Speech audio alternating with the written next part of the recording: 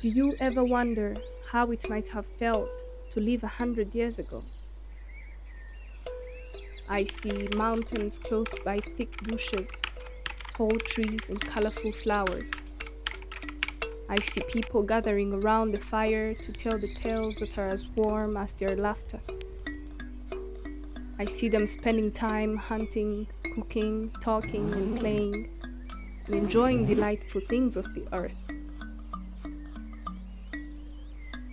The ancestors probably weren't like me, in my bed searching for things that are 100 years older than I, searching for things that are out of my reach, breathing the air that I share with the moving vehicles and industries that they couldn't have imagined. They weren't like me, who craves to see a village, who craves nature in its fullness, for they were all around it. Did they have it better? Or we have it better? Will the others have it better? I don't know. All I can do is to wander and wander around. Akanyoni katagurutse ntikamenya iyo bweze. I love it here. I love it here a lot. When I stand here, I see there. When I stand there, I see here. When I stand in the middle, I feel safe. Like the mountains are hugging me, like I know the souls that live in those houses. Like the nature hears my longing for a better future, for the coming generations. When I stand here, I am reminded of the beauty of 1,000 hills, of 1,000,000 and more people, of a home that's green and clean. They used to say, here in Rwanda, honey and milk flows endlessly. That was once replaced by floods of blood. Now that we have rebuilt, was the flowing honey and milk restored? I love it here. I love it here a lot. When I stand here, I remember the road that goes to the south, the north, the east, and the west, and my heart rests. There is hope in the land, the flowers sprouting wildly everywhere, and the air that blows on my face is proof. I love it.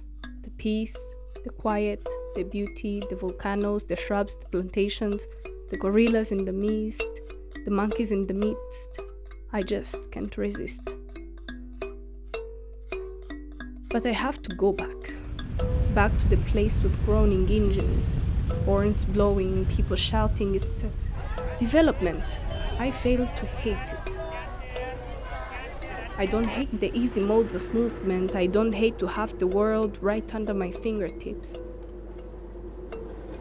I fail to hate it because that's all I have ever known. But I still want that other life, the refreshing air and the connection with nature.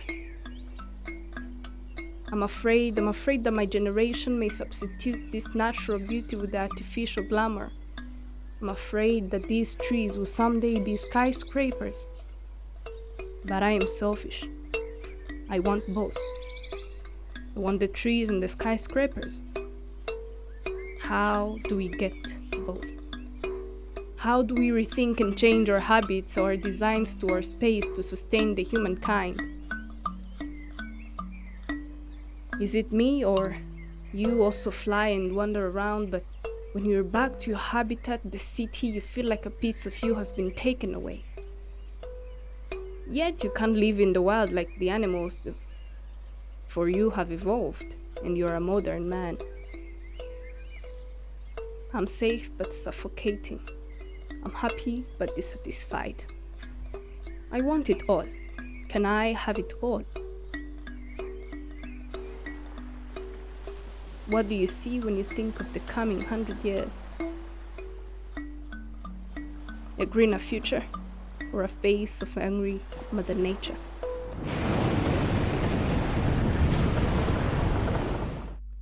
Abo umwami yahaye amata nibo bamwimye amatwi.